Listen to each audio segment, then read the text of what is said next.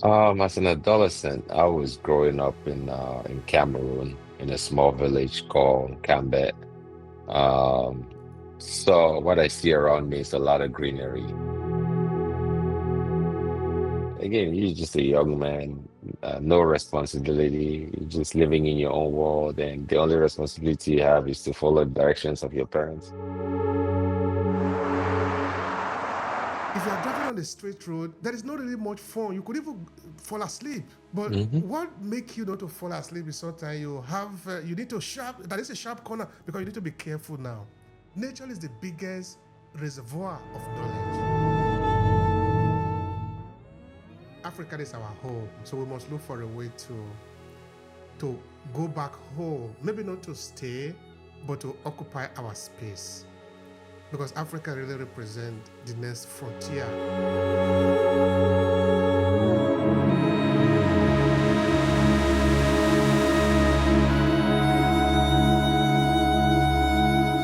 Hello, everyone, and thank you for joining us in today's episode of the Obehi Podcast. I remain your host, Obehi Ewanfo, and as you know, it's always an honor here to bring in individuals who are leveraging the power of their story in their business. We believe that story is actually the most important instrument that exists on earth, or actually that exists among human beings, because it's what is responsible for everything that we do. Whether you are talking of how we build our hair and also hair fire, James Allen was saying it in his book, As a Man Thinketh, which is, I believe, to be true. In that story is responsible for how we define our war and also our peace.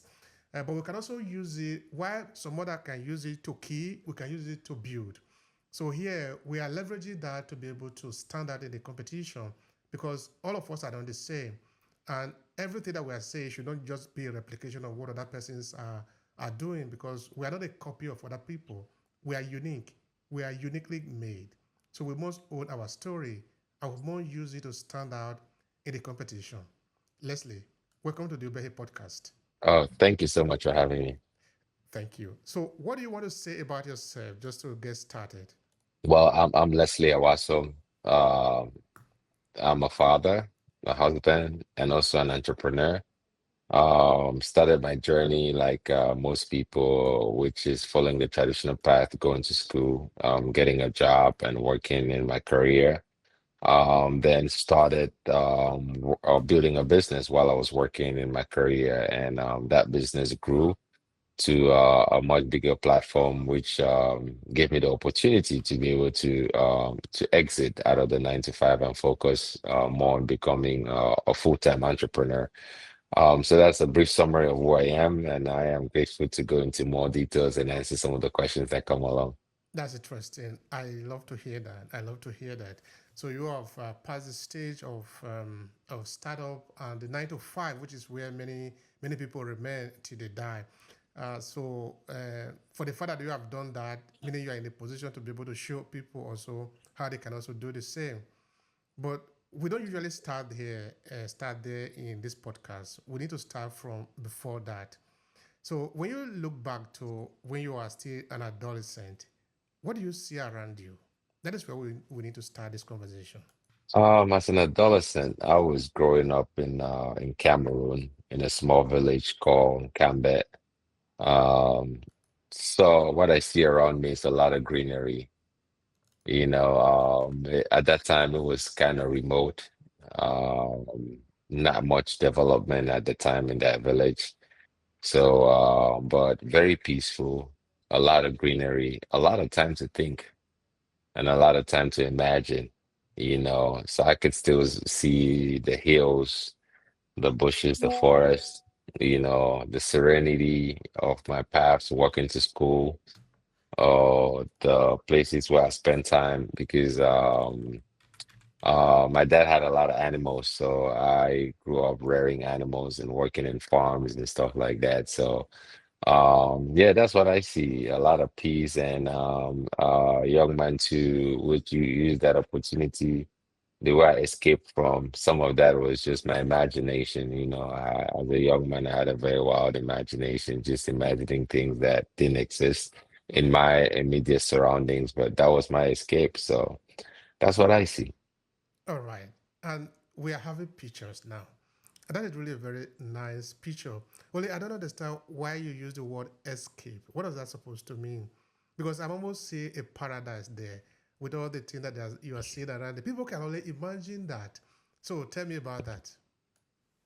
So looking back right now, you can see a paradise, right? But at that time, as a young man who is like in quest of opportunity and more action, more activity, that quiet of an environment seemed like feel like it was some kind of a prison. It's like there wasn't much development in the village that I was growing up in. Most of my friends, because we had just moved over there, so most of my friends were in the city, so this wasn't considered a city per se. So it felt like, and there wasn't much like growth, right? Everybody you saw around felt like it was stagnant. Everybody, all they did was just go to the farm, come back from the farm and then sell some crops, maybe few of them, few families had kids seeking an education, or even the people that sought an education got stuck at a certain part. I saw more when I said saw it as an escape is because I saw more of myself. I visualized more of my life than being growing up in that's being in the village that I grew up in. But to be honest with you, to your point, saying that it seems like a paradise, it's funny because I'll gladly go back to those environments right now and be in that quietness and be next to nature, in calm, But at that point in time, I saw it like not where I wanted to be. I needed to escape from that. That's interesting. That's interesting. It usually turn a full circle, no? In that when we are growing up in some environment, we think, what is happening here is not good enough. I need to go the other way. And sometimes when we go the other way, we struggle. We sometimes we achieve, sometimes we don't achieve what we are looking for. We eventually have a way of returning back to where we were. So, I think this is a good thing because now you have seen everything, so you now are probably able to appreciate yourself even more. So I think that is what happened to us in some cases, is that we grow up, but we don't grow out of where we are coming from. We never forget that. That is something that I think could be very, really important for us. But I'm curious because you grew up in this rural area in Cameroon. Um, but you really okay. Before we get to where you are today, I'm still trying to understand if there were anything that could have been sparking the curiosity in you in painting a different kind of picture that you want to pursue. Um, I think it was exposure early on when I was much younger, because, like I said, my dad worked for the government, so he got moved from one city to another. So I had been exposed to the other part of the country, which was more city-like, and exposed to more materials that was different, than the village that I was in. So I think it was exposure because we traveled a lot when we were young. At that time, there was like a robust airline system in Cameroon. So I had the privilege of traveling from one city to another. So I knew that there was a different life outside of where I was at that point in time, right? So I knew there was a different life. So that's what gave me that glimpse of opportunity to see something else.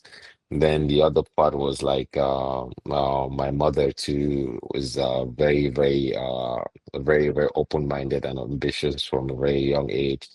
So she used to get like magazines of like some of the things that were happening in European countries in America. So you start getting that exposure to a different world other than the world that you're growing up in. So that opens up your mind to more curiosity and to try to figure out what else is out there. So I think that's for me, it was that exposure that opened up my mind to want to seek more.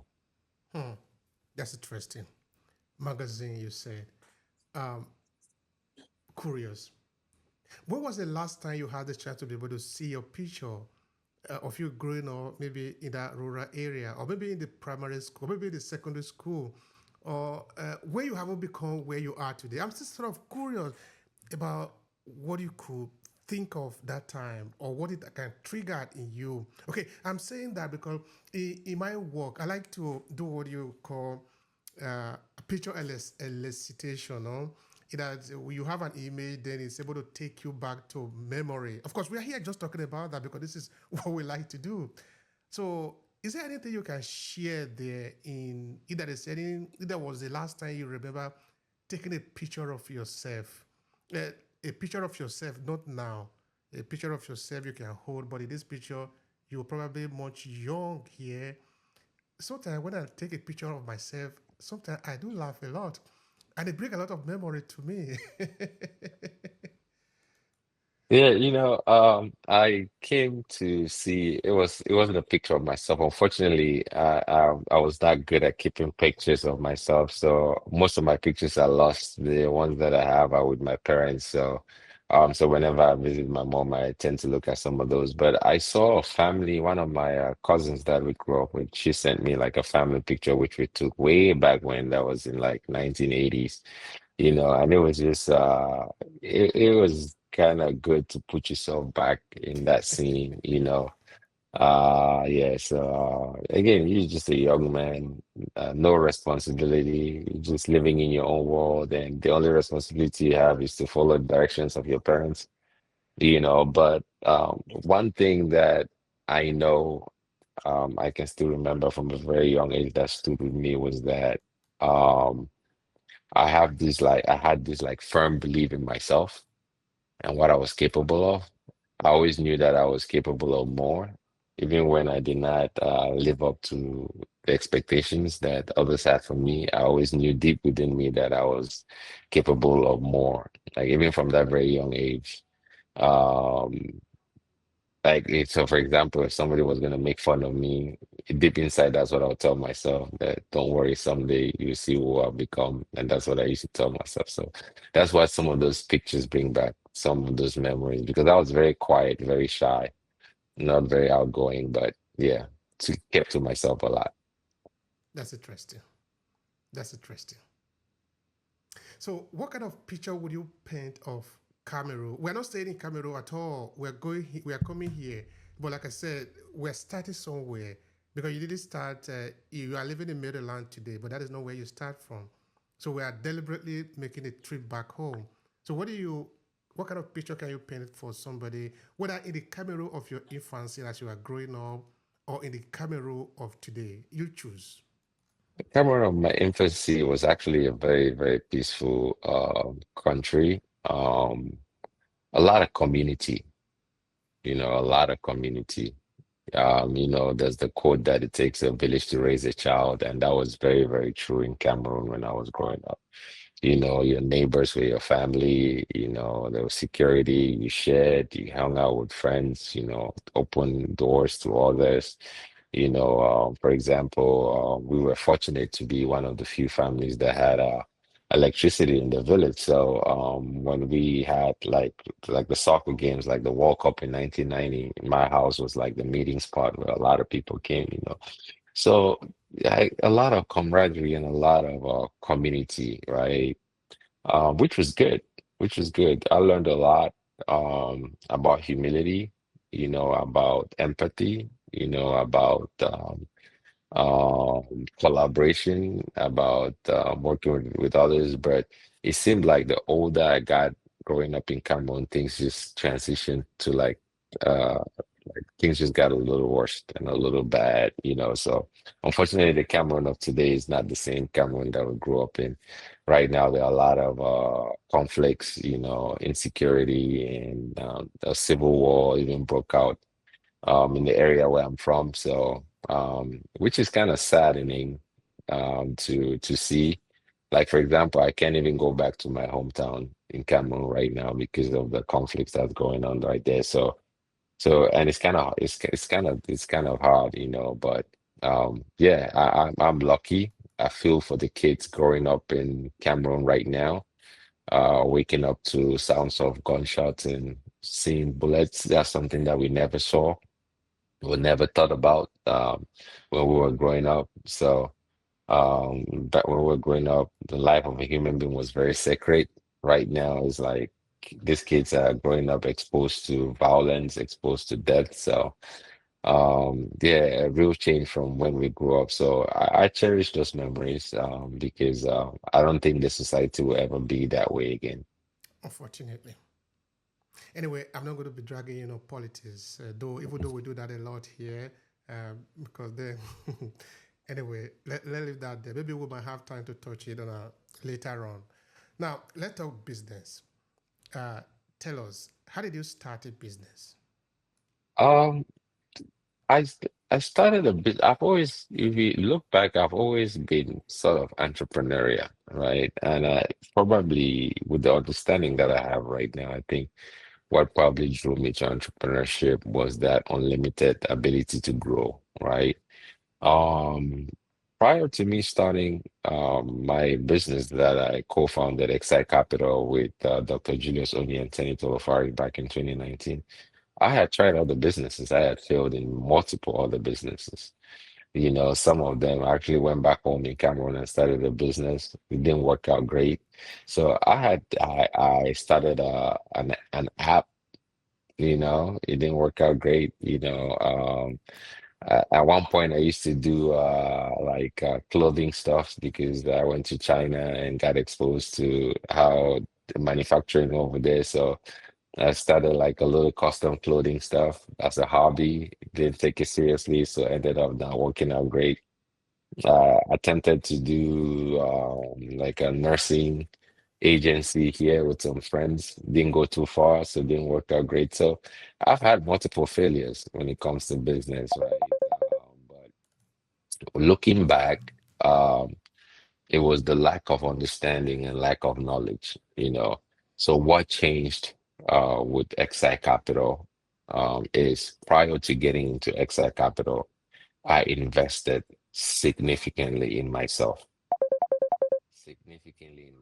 in my psychology, in my understanding of the system, of the economy, you know, and in my own understanding of my own self, my own human mind, and how it moves me forward and how it prevents me from moving forward. So having that understanding is what actually changed, because when I got to that point, then I could start connecting with similar people that had the similar mindset and similar understanding. And that's how I met Tenny Tolofari. That's how I met Dr. Julius Oni. And we founded Excite Capital. And this whole thing came about from identifying a pain point that we experience, right? Here in the US, all of us, most of us immigrants are highly successful. We do really well in our respective fields. We earn a lot of income. And once you start earning income, you start thinking about investing that income.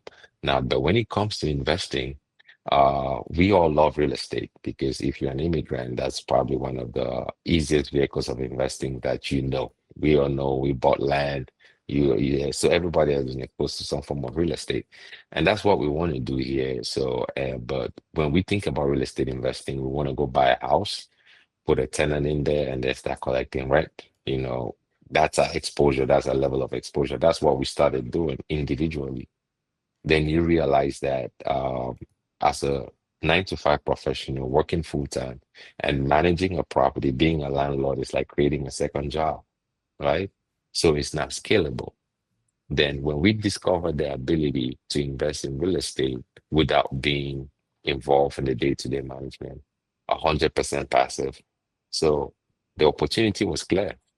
We knew that there were a lot of other people in our community that need that kind of access, and that's why we created the company. And with the mental state, with the understanding, the augmented mindset, yeah, we were able to build, navigate through the challenges that come with every business, and I've just been going ever since. That is beautiful. Um, I would like us to spend a few seconds on the mindset. For the fact that you made mention of the incident that happened to you, which of course happened to many entrepreneurs, and it should happen to many entrepreneurs, which is failure. You know, sometimes you try this, it doesn't work out. You try the other one, it doesn't work out. You try the other one, it doesn't work out. That is enough to make somebody say, "No, I'm not going to try anymore. It should work out." No, but no, it's not going to work out. You will keep trying until you find out how it works. Many people don't have the patience to be able to resist that temptation of giving up because they are afraid of failure. But I think we should embrace it. If you are an entrepreneur, I want you to speak to that. The mindset of being able to go on despite the fact that you might fail. So it's just an understanding of what that truly is, right? I think what really made sense to me is like understanding where this whole fear for failure came from. Like I said, we worked significantly on the psychology, and that made a huge difference, right? So for example, we go to school, the way we are taught from a very young age, the way the educational system is designed is to make us look at failure as a bad thing, as something that's horrible. We are ostracized for failing. Like even you start from nursery school or primary school, like we did back home, you fail in the classes, like you're ostracized, your family doesn't want to talk to you and all of that stuff. So failure becomes something that is bad, is shameful. You get shamed. As a young person, one of the greatest emotions that we try to avoid is shame, right? And you get shamed for failing. You're the last person in your class. You probably get some kind of a nickname that everybody knows you about. So, and you grow up going on like that, right? Understanding failure as something that is really bad, right? Now, when you come out and you try to get into business and you experience a challenge or failure, you associate those same emotions to it. That's why a lot of people give up. But the truth is, failure is just part of the process. It is going to happen. It's just a redirection, right? It's just like something that is challenging you to persist or to failure is just feedback that the path you're taking may not be the right path or the efforts you're putting in may not be the adequate effort. And then you go back, reevaluate, and you change. Right? Even with Exact Capital, when we started, we had so many failures in the beginning, but we knew what failure was at that point. We didn't have the emotional associations with failure that we took from the past. We had gotten rid of that. So when the failure happened, we approached it like you're supposed to, which is like, okay, what am I supposed to learn from here? What layer of growth can I get from here? And you get that and you take it and you run with it. Even to this day, we experience failures, right? But failure now gets me excited because it's feedback. Now I know this path is not working. Then that means there's another better path, right? And then you just keep on and keep going. So I think once you have that understanding, then it becomes irrelevant. Like the whole emotional that becomes irrelevant. You know that's just a point in your path, and you keep going. Thank you for that, Leslie. I really appreciate that. I remember there was a guy I rented part of my apartment to at the time because then I was unmarried, so I had a free space. So there was a guy that needed a room, so I rented out one of the room of my apartment to him. Because he's coming from the same place, a place like me, so we had the time to be able to talk all the time, to discuss, to have some philosophical conversation. You know, this thing will always come now. Whether you're talking about politics, or sometimes women, or sometimes religion, these things you cannot avoid it. So there was a time it was said to me, in life we should have just know the road to take so that we don't waste time, so that you just don't, if you take this road everything will be okay. Of course he's older than me, but I look at him and say that would be a wrong way to live. Life would make less sense because if you know everything you are supposed to do, that is supposed to get you everything at the expected time, there is no magic anymore. Life will become almost useless. There is no intrigue. There is no shock. It look like maybe when you are just driving on a straight road. If you are driving on a straight road, there is not really much fun. You could even fall asleep. But Hmm. what make you not to fall asleep is sometimes you need to sharp. That is a sharp corner because you need to be careful now. I think that the metropolis of today that we have is actually built up of a far older metropolis. This is the forest. If you enter a Hmm. forest, you will see that there is a traffic light. The traffic light usually will be that maybe you are just, there are some part that is very clear. You are just going. At a point, maybe you see something that is going to hold you by here. Maybe there might be hook on it. They will hold you. This is nature telling you slow down. Sometimes you see a tree. Sometimes you see there is a river. I mean, you are not just going to have a straight path from the beginning to the end. Sometimes you are going to curve. Sometimes the curve is going to be like this, up, down. So I think if we look at nature, if we look at the elements of nature, many of the questions that we are seeking answer to, we will be able to find solution to them because it's well explained. Nature is the biggest reservoir of knowledge. Couldn't agree with you more. Like that was so powerful. I can tell that you're a philosophical guy. I can tell you and I can have conversations for years about all this stuff. So yeah, so I couldn't agree with you more, right? You could gain a lot of lessons from nature. Like for example, like I was giving an analogy to my kids the other day about the importance of building the right foundations, right? Because when it comes to growth, for example, a lot of people see the stem and the branches of the tree. They don't see the roots, right? And you need the roots, you need that foundation. And if you see the trees that grow up and go all the way to the sky and stay up like a baobab tree that stays up for hundreds of years, the roots go way down and spread way wide, right? So I use that in my own self, understanding that if I want to grow up like that baobab tree, I need to spread my roots deep within. And that's the part where people don't see, right? People see the stem, but they don't see the roots in the bottom, right? And those roots are you working in your own self, fortifying your own self, and having the right people behind you, like the right uh support, right? That helps you go deep within. And sometimes when you're getting on that journey of growth, the growth actually starts underneath, right? But a lot of people stop because the stem is not showing up for the world to see and say, oh, I see that stem, right? So a lot of people stop. So yeah, so I love nature. That's why I was saying that I'll go back to the village that I grew up in right now because looking at things right now, I have a different, much more perspective to it. So I love nature because you can learn a lot from nature. Like you can learn a lot about life from nature. Thank you so much for that. I'm sure we'll have time before the end of the conversation to also talk about the potentials in Africa because there are huge potentials in Africa. We'll come back to that, especially for us in the diaspora. Africa is our home, so we must look for a way to go back home. Maybe not to stay, but to occupy our space because Africa really represents the next frontier. Of course, I know it have always been for many people, but of course, this is our home. It represents the future. Hmm. I was thinking, how simple is it to start a business? Looking at your case in the United States, because I'm asking this question because of other people that are listening to you and they want to do like you. I want you to speak to them.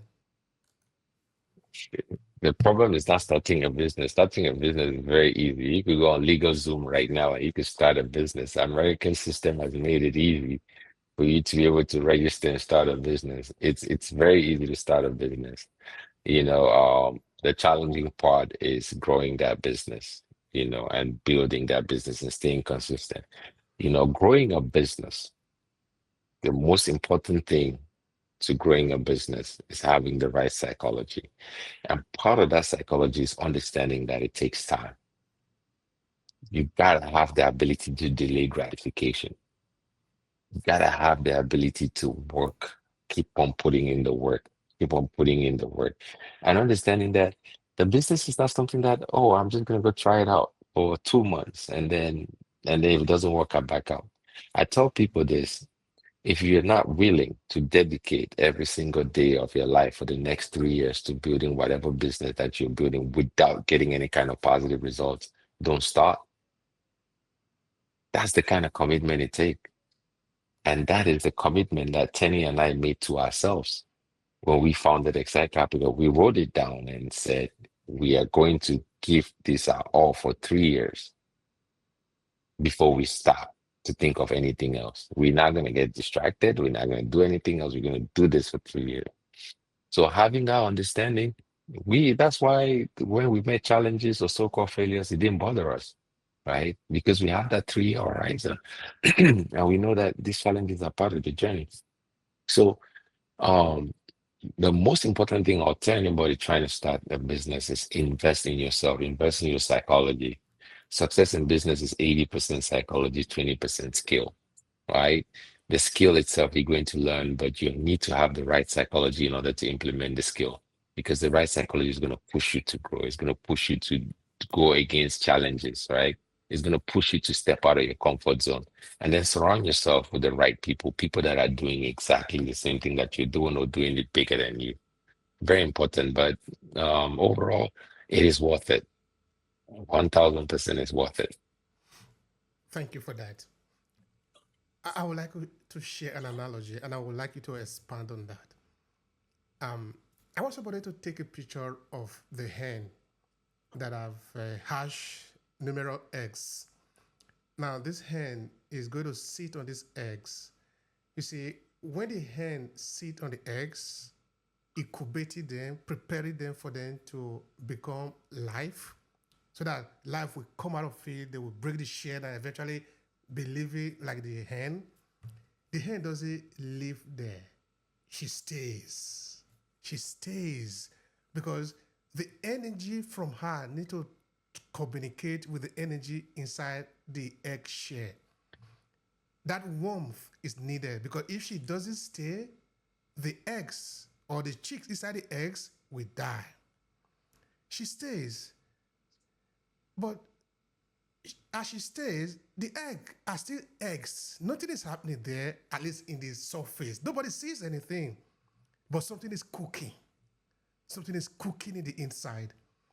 Nobody can see it. The other chicken could come around and, hey, but mommy, what are you doing there? Come on, let's go and have play.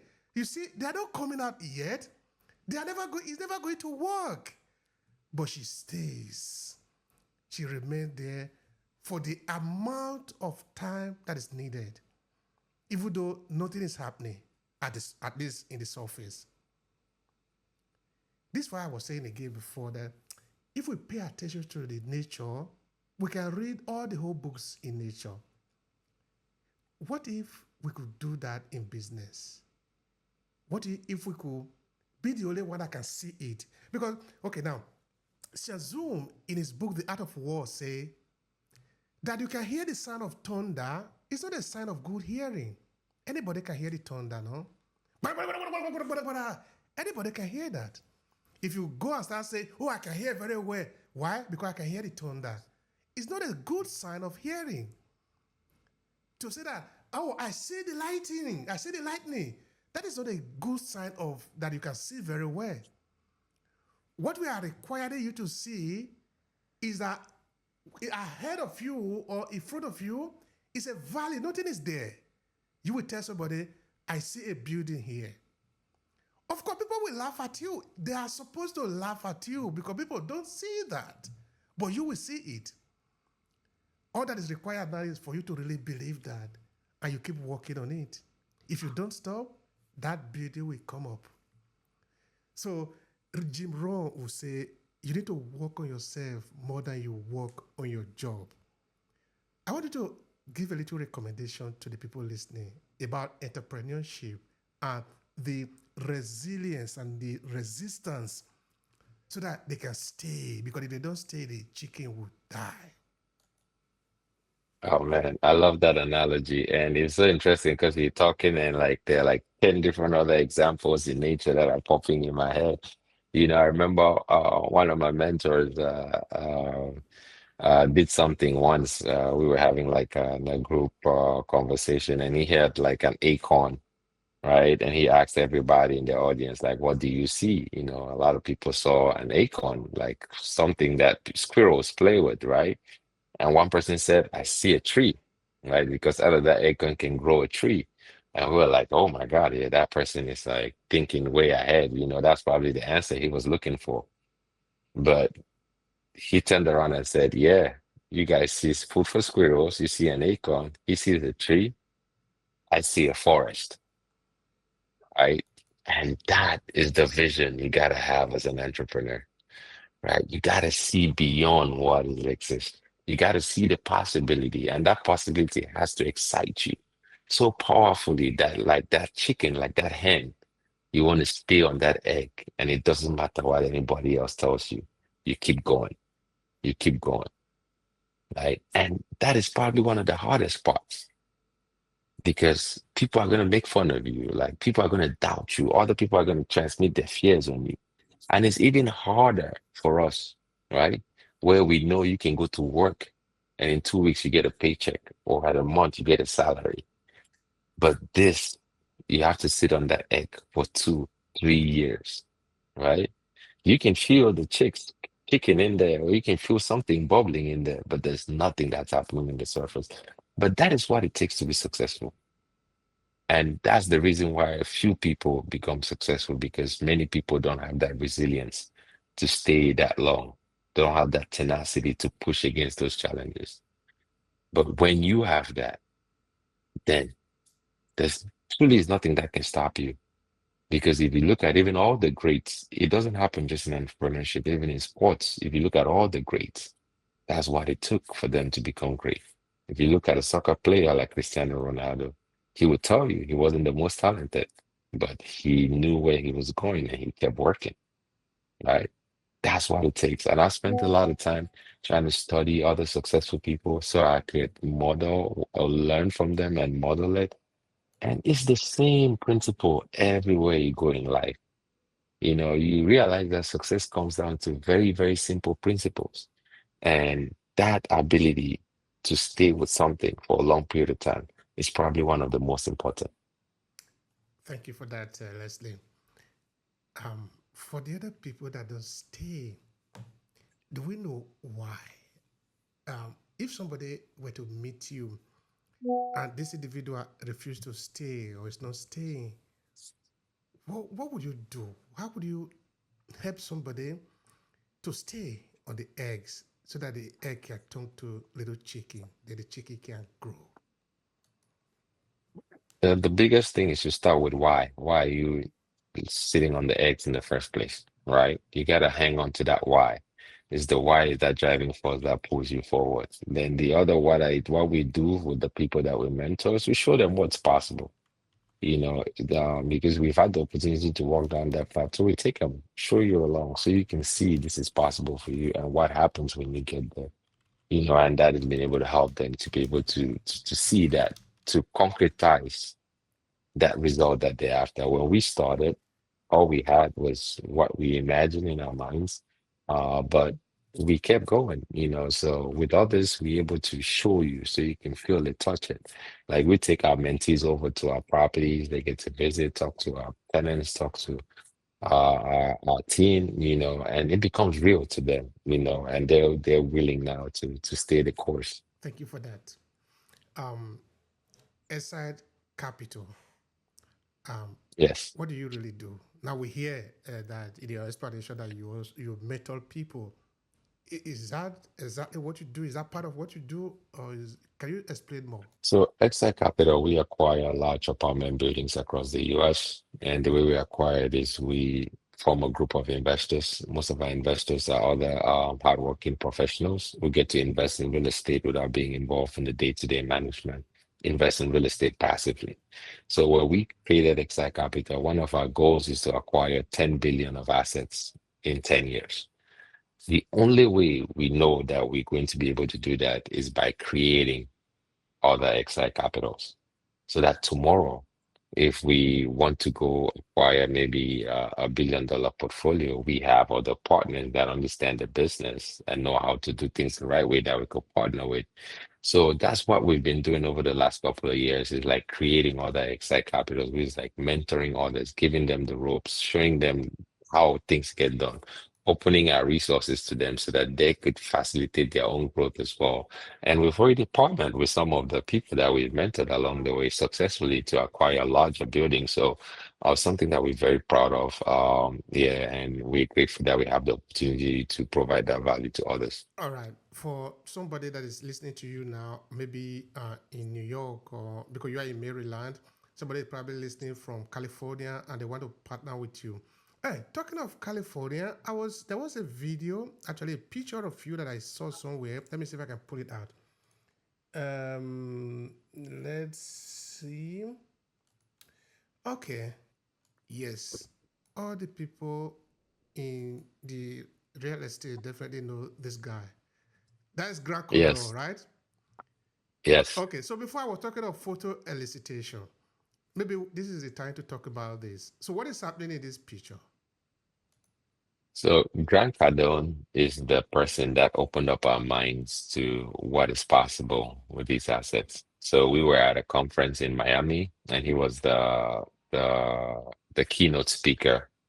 And my partner Tenny just got up and gave him his props, appreciated him for not only being successful, but being willing to share that information with others because it was that information that opened up our mind to what was possible. So when he got off the stage, he met us and he put us to take a picture, and that's exactly what we did. So you can see the excitement in our faces because this is somebody that really opened up our minds to what was possible. That's interesting. I love that. Now, you want to take us on the journey. How did this happen? This opening up your mind about it. Again, we are saying this for those that can learn so that they can take the full step after you and do the same. They can also get to where you are today. Or if not there immediately, but at least they can be on the journey. So tell us, how did this happen? So Tenny and I met back in 2017. So Tenny was like he had like a financial services company he was doing like with life insurance. So he had come to my house to present some of the life insurance options with me, right? So and then realized that him and I we were reading some of the same books at that time. And so we became friends because it was kind of rare to find another young man that was into personal development. So we became friends and accountability buddies. So every Friday night we'll meet at a coffee and shop, like a board game shop there. They sell coffee and tea. We'll meet there and we'll play this board game called Cash Flow by Robert Kiyosaki. So every Friday night we'll go there and play this game for about 8 months, right? And just talk business.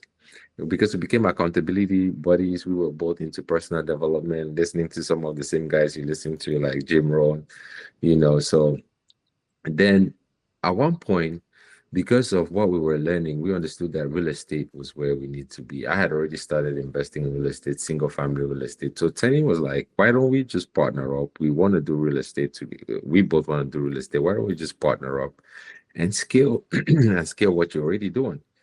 So that's what we decided to do.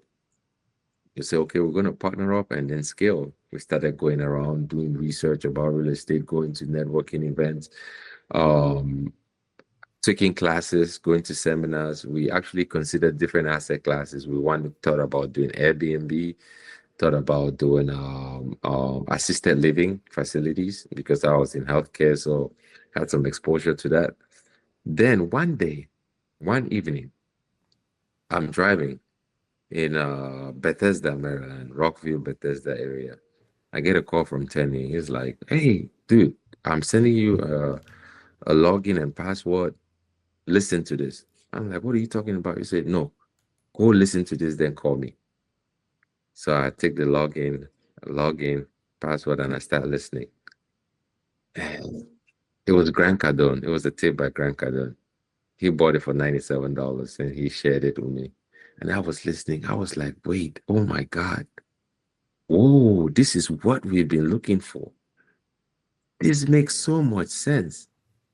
You know, I did not know that the value of these apartment buildings is based on the revenue that they generate. I just thought it's real estate. The value is based on like comparables, like any other real estate property. So the way he explained it on that tape was so simple for any layman to understand. And right there, we got locked in. We've discovered what we need to focus our attention on. This is it. This is it. And it's because of that Grant Cardone tape. Now, granted, that's all we got from Grant Cardone. We did not go learn from him, but that's it. But that was enough for us to go and start digging and start inquiring and start reading more and start going and start figuring it out. And it's like you figure out one step, then another step opens, you figure out, and then that led to where we are today. But we were so excited. That's where the name Excite Capital came from. Because we sat down after listening to this and doing research, and we started imagining, like, oh my God, can you imagine the number of Nigerian doctors that are in the US? Can you imagine the number of Cameroonian doctors? Can you imagine the number of us immigrants that earn high income and don't even know that this asset class exists? What if we create a company to educate that demographic? That's where the name Excite Capital came from. And when I was thinking in my head and getting excited, one person kept coming to mind, and that was Dr. Oni, because him and I worked in the same hospital and we had been having several conversations. We had been sharing our horror stories of being landlords. When you were a.m. in the morning from your tenant that she just saw a rat in her room. You start asking yourself if she wants me to come catch the rat or something, So and he had all the horror stories about property managers, like always coming up with something at the end of the month that eats up his cash flow. So I was like, oh my God, this is the exact same person that this is good for. And I went in and pitched it to him. And now he saw the same value that we saw. And it's like, the guys, this, it makes so much sense for our community. I don't want to be an investor. I want to be a partner, And then when he came on board, then the Excite Capital that today became about and the work started, but it all started. It's like there's a saying that when the student is ready, the teacher would appear. So we were ready. We had invested a significant amount of time in ourselves, in our psychology, in our personal development. And then that's when Grant Cardone showed up with that material. That is a masterclass.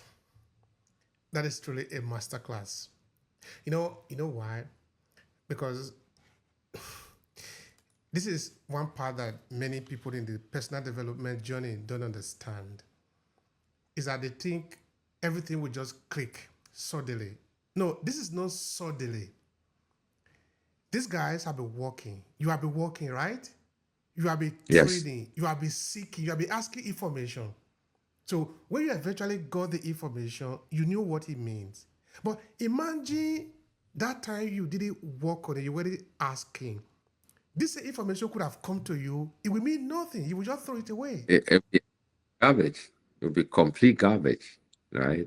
It's the same thing like you and I were talking right now. Somebody would take it and it would inspire them. Other person would listen to it and like, this is crap because they're not ready for that information yet. That's so lovely. And I think many people need to be brought into this continuous refining. That is what I call it. That when you take up gold, I like this. I like to use this analogy a lot when we talk about self-refining, self fine-tuning, if you like, if you prefer. If you take up gold, the gold and the diamond of the earth are like the piece of earth, like every other dust that you find on earth. If they give you pure gold, you would like it. You would take it and say, "Oh, I've got gold." No, it's like every other dust because it is dust. But what happened is that you need to refine the gold, the diamond, to the point that, but the process of refining is in the fire, in the furnace. It burns. It literally burns so that it burns out the shaft. Because that gold that you take out from the earth, not all of it is gold. There are some dust in it. But you cannot just dust it out like this. You need to literally melt it. It will burn in fire so that the part that is no good will fall out. Then you have the pure gold. All of us are gold. All of us are diamond. But many of us will never shine. Many of us will remain in our crude state. It doesn't mean we are stupid. It's because sometimes we haven't worked on ourselves enough. That is why Jim Rohn say you need to work on yourself. Literally work on yourself. Because if you don't work on yourself, you will think that there's no opportunity. Opportunity is there. You need to match. When you take a key, put it on your door. If you put the wrong key in the right door, it will not open because the key and what you are trying to open, they need to literally fit so that when you turn it will then it will open for you. I like this is many people need to listen to your story, my brother. This is very interesting. It's inspiring.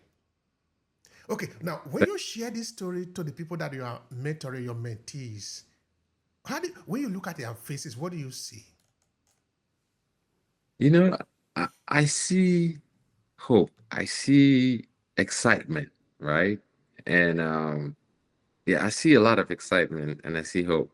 I'm glad you asked that question because we had a conversation with one of our mentees this past week.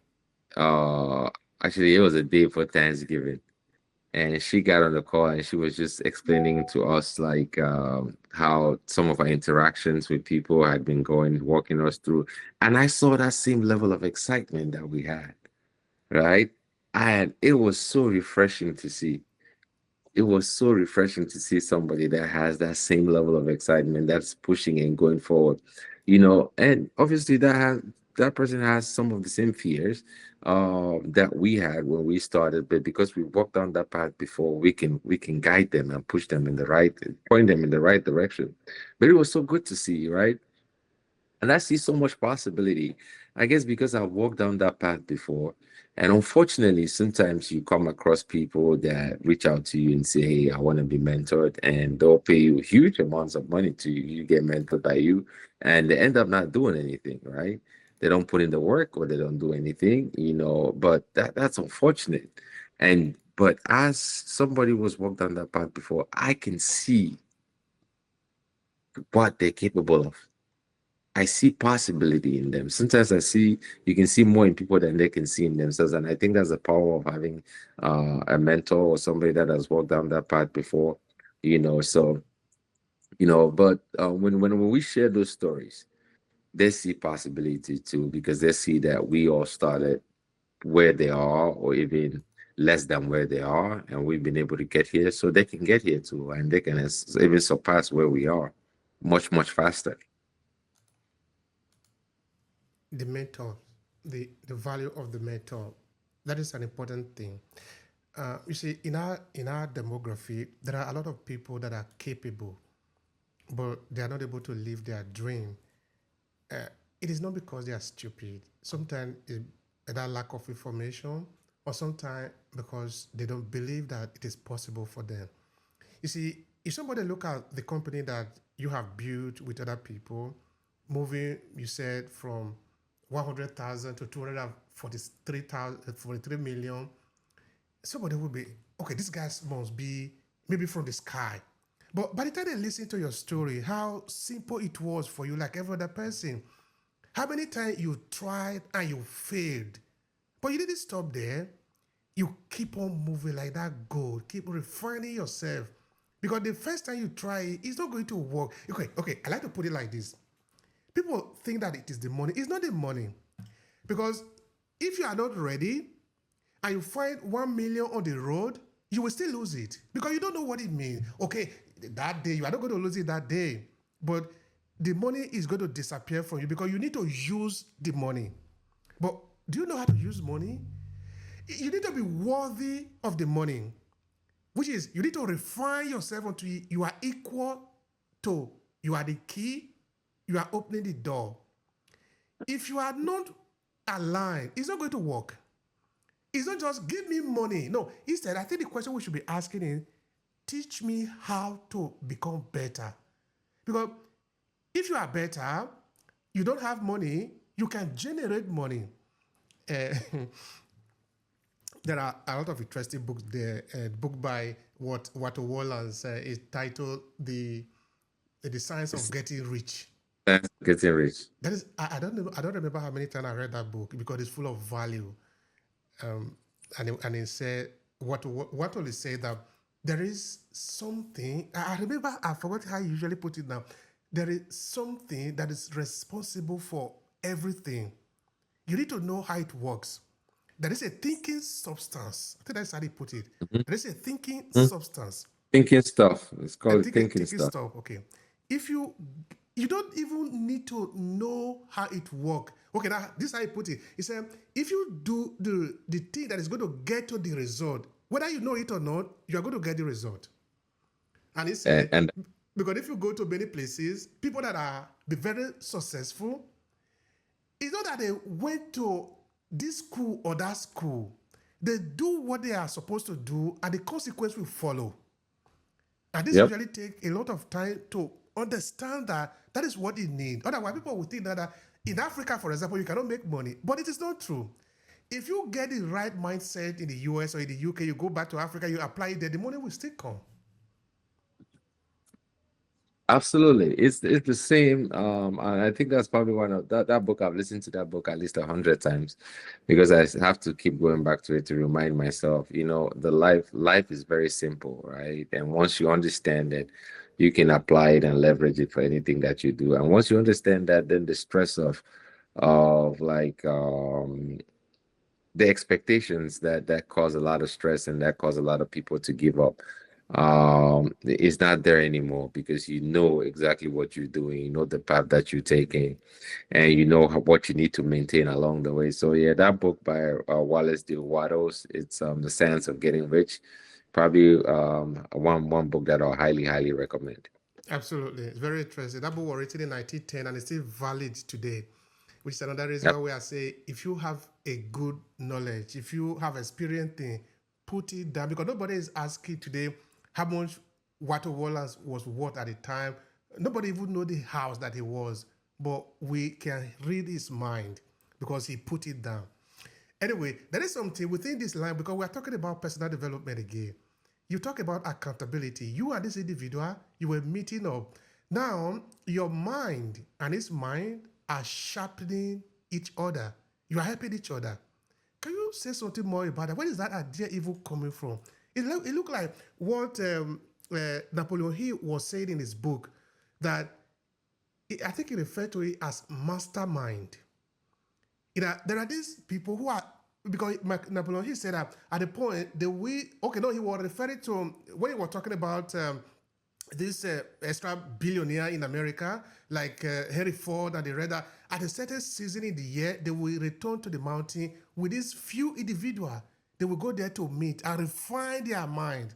They do it continuously. That's exactly what you did with this guy. Tell us about it. Where is this idea coming from? It's it again, like I mentioned, right? Personal development is key. There's this journey to growth is like I say, 80% psychology, 20% skill. So you just mentioned another great book which I read along the way, which was referred to me by one of my early mentors, and it talked about the mastermind principle, right? So you understand these things, you understand that you have to be around other people that have a better thinking, that you guys can bounce ideas with.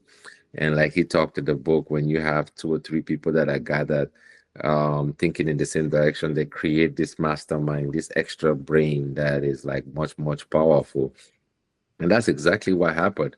The whole idea of having an accountability partner is again very common in the personal development space, but not necessarily as common outside of that as well. So that's what we had. Like we started off as just accountability partners because we were both into personal development. We were both trying to exercise and take care of ourselves. So, and then now we start having conversations about some of the things that we're learning and sharing ideas and realizing that we all have the same ambitions, but we come with different strengths and different experiences, which all come together to create a much powerful mind, a much more powerful experience. So you hear it say all the time, your network is your network, your network is your network. That's exactly what it means. Because when you surround yourself with other people that are doing things bigger than you or that have pointing in the same direction, you learn a lot, you grow a lot, the pace of your growth is accelerated significantly. Thank you so much for that. I appreciate that, Leslie. All right. For people that want to connect with you, want to work with you, want to learn more about what you're doing, of course, how can they reach out to you? What do you say to them? So I'm available on all the social media platforms as Leslie Awasom. That's Facebook, TikTok, Instagram, LinkedIn. Just reach out to me. I love having these conversations. I love hearing about your journey. Anything I can do or be of value or anything I can learn from you too, because I'm always still learning. I learned a lot from having conversations with guys like yourself or talking to other people. So yeah, let's definitely connect. Be on that journey of growth. Let's definitely connect because I love connecting with other people that are in the same journey. We could learn and grow together. Thank you so much for that. I really appreciate that. Is there any other thing you would like to say? Because I've asked you all the questions that I can ask you for today. No, I really love this conversation. I love your philosophical way of thinking. I definitely look forward to us having another conversation again in the future. So, but thank you so much. Thank you so much for having me. And thank you so much for giving me the platform to share my story. And the hope is that somebody hears something from this story that inspires them, that triggers that light within them for you to go out and do whatever it is that you want to do because it is possible. We've proven it. Three immigrants who came here with nothing in their pocket. We're building this platform because we're setting out there to give value to others. And you can do exactly the same thing too.